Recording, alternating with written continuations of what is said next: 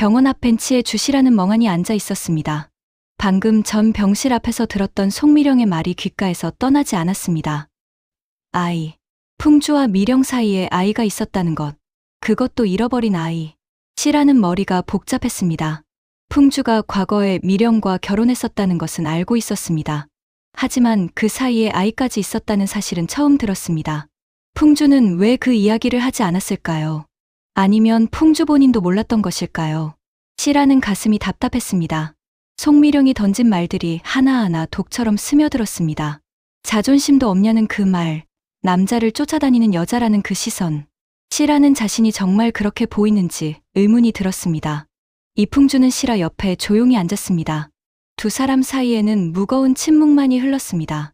풍주는 어떻게 설명해야 할지 몰랐습니다. 미령의 폭탄 고백이 시라에게까지 들렸다는 것이 괴로웠습니다. 시라는 풍주를 돌아보지 않은 채 입을 열었습니다. 정말 미령과 사이에 아이가 있었냐고, 그것도 유산으로 잃었다는 것이 사실이냐고 조용히 물었습니다. 풍주는 한참을 망설이다가 고개를 끄덕였습니다. 자신도 오늘 처음 확실히 알게 되었다고, 미령이 그때 임신 중이었다는 것을 숨기고 있었다고 설명했습니다. 하지만 그것이 과거의 일일 뿐이라고, 지금 자신의 마음은 오직 시라에게만 있다고 강조했습니다. 시라는 풍주의 말을 들으면서도 마음 한구석이 무너지는 것을 느꼈습니다. 이해하려고 애썼지만 송미령이라는 존재가 주는 무게감이 너무 컸습니다. 과거에 아이까지 나눴던 사이, 그것은 단순한 연인 관계를 넘어서는 것이었습니다. 시라는 조금 시간이 필요하다고 말했습니다. 풍주를 의심하는 것은 아니지만 오늘 일들이 너무 충격적이어서 정리할 시간이 필요하다고 전했습니다. 풍주는 고통스러운 표정으로 시라의 말을 받아들였습니다. 두 사람은 각자의 집으로 돌아갔습니다. 하지만 둘 다 마음은 무겁기만 했습니다. 송미령은 병실에서 나와 어두운 복도를 걸었습니다. 오늘의 작전은 반만 성공했습니다. 풍주와 시라 사이에 균열을 만들어냈지만 완전히 갈라놓지는 못했습니다. 미령은 더 확실한 방법이 필요하다고 판단했습니다. 그것은 바로 증거인멸이었습니다. 주시라가 자신과의 대화를 녹음한 파일, 그리고 자신의 과거 악행을 담은 자료들. 이것들이 존재하는 한 자신은 분리했습니다. 미령은 핸드폰을 꺼내 누군가에게 전화를 걸었습니다. 통화 상대는 과거 뉴욕에서 함께 일했던 심부름꾼이었습니다. 미령은 그에게 주시라의 가방을 훔쳐오라고 지시했습니다. 시라의 핸드폰과 녹음기가 들어있는 가방을. 상대방은 위험하지 않냐고 물었습니다. 미령은 냉정하게 대답했습니다. 돈은 2배로 주겠으니 깨끗하게 처리하라고 명령했습니다. 만약 실패하면 자신도 상대방도 끝이라고 경고했습니다. 미령은 전화를 끊고 창밖을 바라보았습니다. 이제 시간 문제였습니다. 증거만 없애면 주시라는 자신을 어쩌지 못할 것입니다. 그리고 그 사이에 풍주와 시라의 관계는 자연스럽게 무너질 것입니다.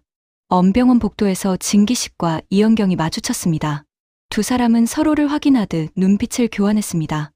언경은 기식에게 조용히 다가와 이야기를 꺼냈습니다. 언경은 이풍주 때문에 자신의 아들 도기가 병원에서 무시당하고 있다고 불만을 토로했습니다.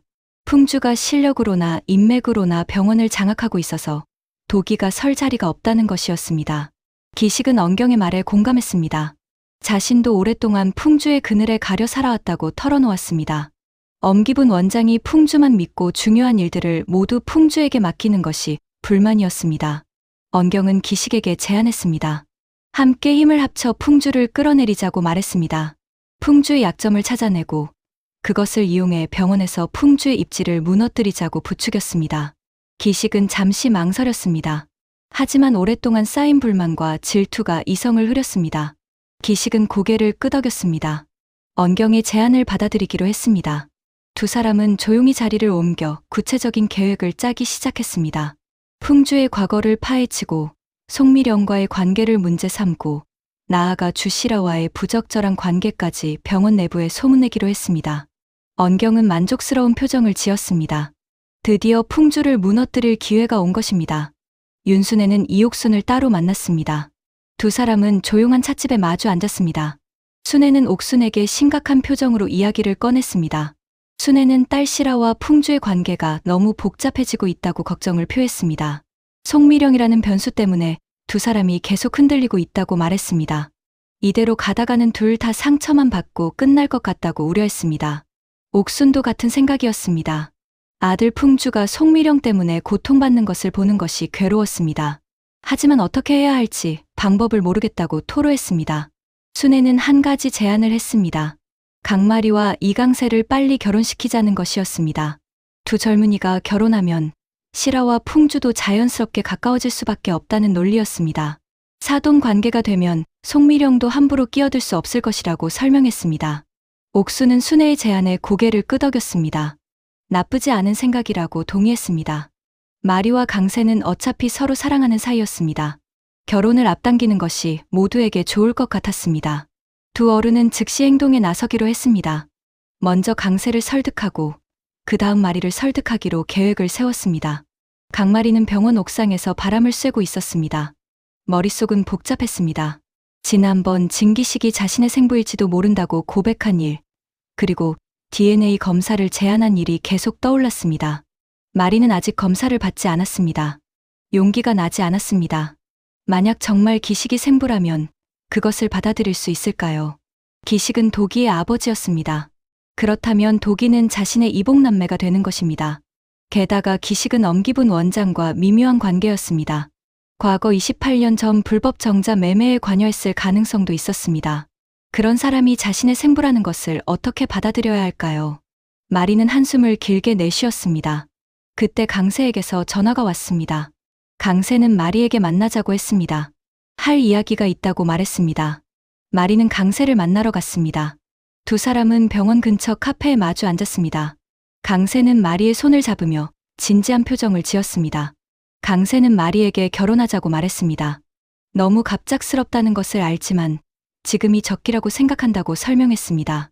할머니들도 두 사람의 결혼을 원하고 있고 무엇보다 자신이 마리를 평생 지키고 싶다고 고백했습니다.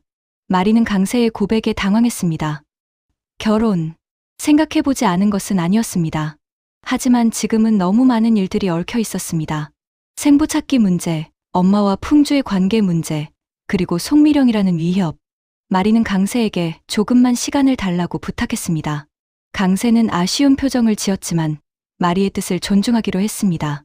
구독과 좋아요는 큰 힘이 됩니다. 주시라는 시장에 장을 보러 갔습니다. 평소처럼 카트를 밀며 채소를 고르고 있었습니다. 그런데 잠시 다른 곳을 보는 사이 카트에 걸어두었던 가방이 사라졌습니다. 시라는 깜짝 놀라 주변을 둘러보았습니다. 하지만 가방을 든 사람은 보이지 않았습니다. 시라는 급히 시장관리소에 신고했습니다. 가방 안에 핸드폰과 지갑, 그리고 중요한 녹음 파일이 들어있는 녹음기가 있었습니다. 시라는 패닉에 빠졌습니다. 송미령과의 대화를 녹음한 파일이 들어있는 녹음기. 그것은 미령을 고소할 수 있는 결정적 증거였습니다. 만약 그것을 잃어버린다면 미령을 법적으로 처벌할 방법이 사라지는 것입니다. 시라는 즉시 경찰에 신고했습니다. 하지만 경찰은 시장에서 일어나는 소매치기는 찾기 힘들다고 말했습니다. CCTV를 확인해 보겠지만 기대는 하지 말라고 했습니다. 시라는 절망했습니다. 그리고 직감적으로 알았습니다. 이것은 단순한 소매치기가 아니라 송미령의 계획된 범행이라는 것을. 시라는 집으로 돌아와 윤순애에게 사정을 이야기했습니다. 순애는 분노했습니다. 송미령이 이제는 절도까지 저지르다니 더 이상 참을 수 없다고 말했습니다. 순애는 강민보에게 전화를 걸어 도움을 청했습니다. 민보는 즉시 달려와 시라를 위로했습니다. 그리고 자신이 가진 송미령의 과거 자료로 대신 고소할 수 있을 것이라고 안심시켰습니다. 하지만 시라는 불안했습니다. 송미령이 이렇게까지 나온다는 것은 앞으로 더 큰 일을 벌일 준비가 되어 있다는 뜻이었습니다. 이풍주는 원장실에 불려갔습니다. 엄기분 원장은 심각한 표정으로 풍주를 바라보았습니다. 기부는 최근 병원 내부에서 풍주에 대한 좋지 않은 소문이 돈다고 전했습니다. 송미령이라는 전 아내와의 불륜설, 주시라와의 부적절한 관계, 그리고 과거 뉴욕에서의 의료 사고 의혹까지 누군가 조직적으로 풍주를 공격하고 있었습니다. 풍주는 모두 거짓이라고 해명했습니다. 하지만 기부는 의심의 눈초리를 거두지 않았습니다. 소문이 사실이든 아니든 이미 병원 이미지에 타격을 주고 있다고 지적했습니다. 기부는 풍주에게 당분간 주요 수술에서 빠지라고 지시했습니다. 소문이 가라앉을 때까지 조용히 지내라는 것이었습니다. 풍주는 억울했지만 원장의 명령을 거부할 수 없었습니다. 풍주는 원장실을 나와 복도를 걸었습니다. 동료 의사들의 시선이 따가웠습니다. 수군거리는 소리가 들렸습니다. 풍주는 주먹을 불끈 쥐었습니다. 이 모든 것이 누군가의 계획이라는 것을 알았습니다. 진기식과 이연경의 소행일 가능성이 높았습니다. 하지만 증거가 없었습니다. 풍주는 자신의 진료실로 돌아와 문을 닫았습니다. 그리고 책상에 앉아 고개를 떨구었습니다. 송미령 때문에 시작된 일들이 눈덩이처럼 불어나 자신의 모든 것을 위협하고 있었습니다. 강민보는 시장 CCTV 영상을 확보하기 위해 백방으로 뛰었습니다.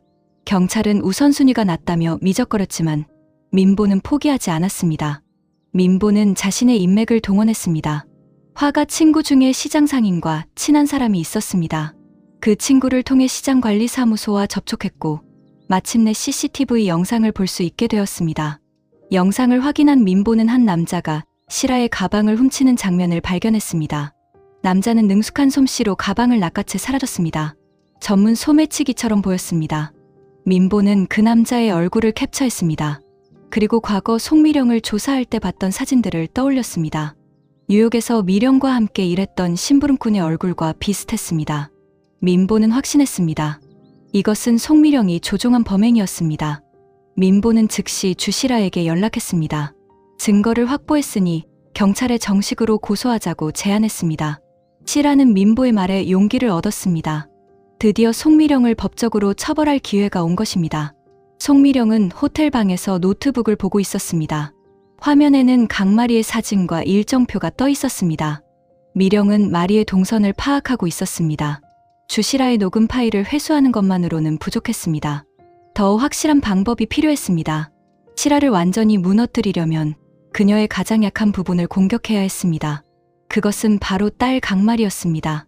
미령은 다시 한번 마리를 납치할 계획을 세웠습니다. 이번에는 더 완벽하게, 더 오래 가둘 생각이었습니다. 마리를 인질로 잡으면 시라는 풍주를 포기할 수밖에 없을 것입니다. 미령은 심부름꾼에게 다시 연락했습니다. 마리를 납치할 계획을 설명했습니다.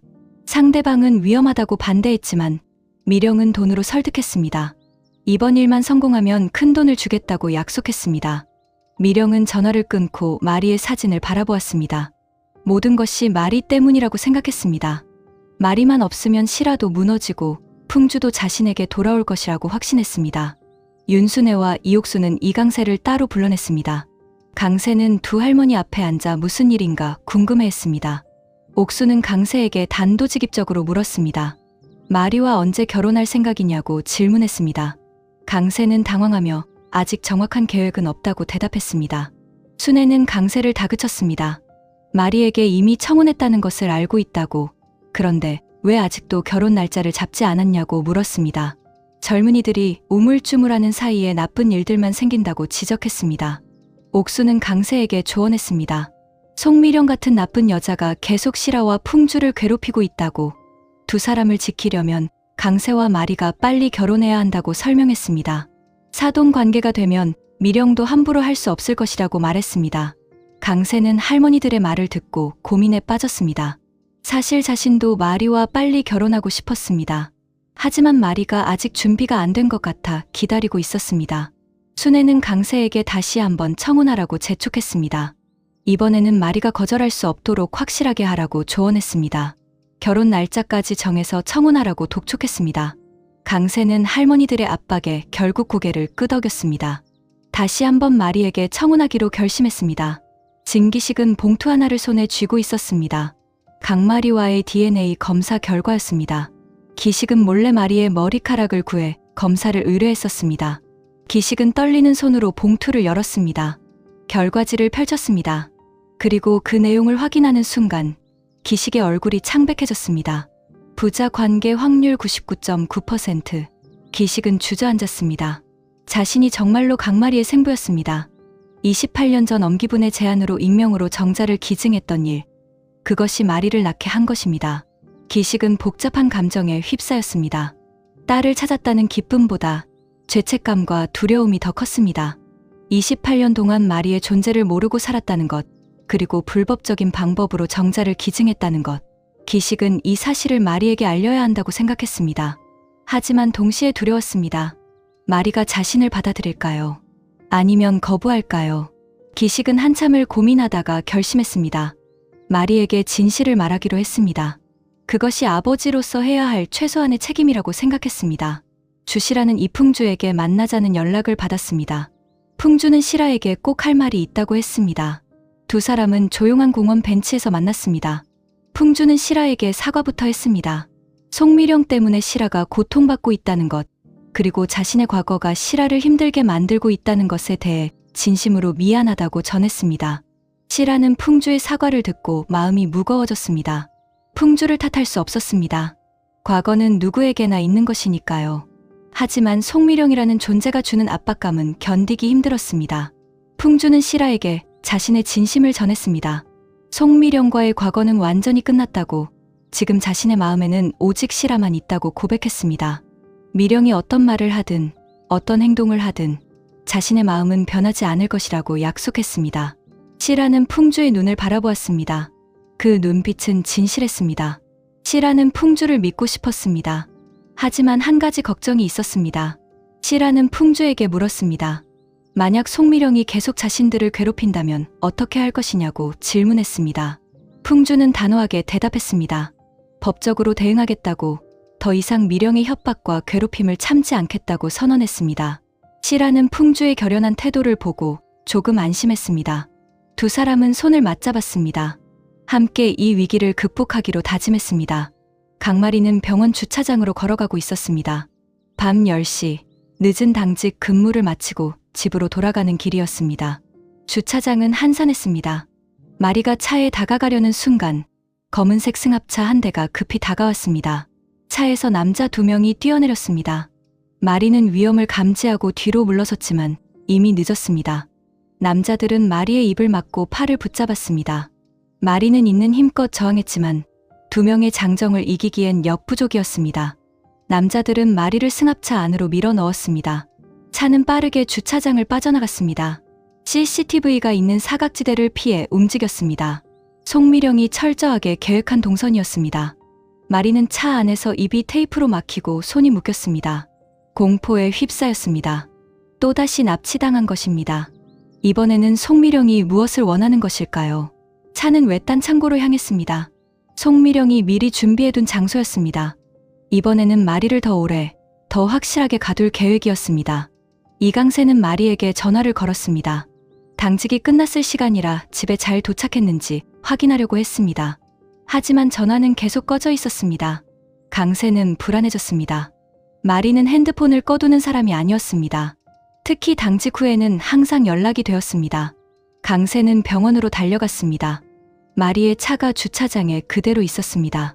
하지만 마리는 보이지 않았습니다. 강세는 주변을 살펴보다가 바닥에 떨어진 마리의 아이디 카드를 발견했습니다. 강세의 심장이 철렁 내려앉았습니다. 마리에게 무슨 일이 생긴 것이 분명했습니다. 강세는 즉시 경비실로 달려가 CCTV를 확인해달라고 요청했습니다. CCTV 영상에는 마리가 승합차에 납치당하는 장면이 찍혀 있었습니다. 강세는 경악했습니다. 즉시 경찰에 신고했습니다.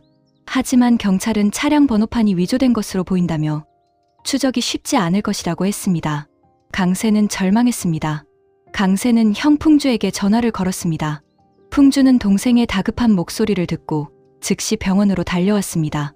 두 형제는 함께 마리를 찾기 시작했습니다. 주시라는 한밤중에 낯선 번호로 전화를 받았습니다. 송미령의 목소리였습니다.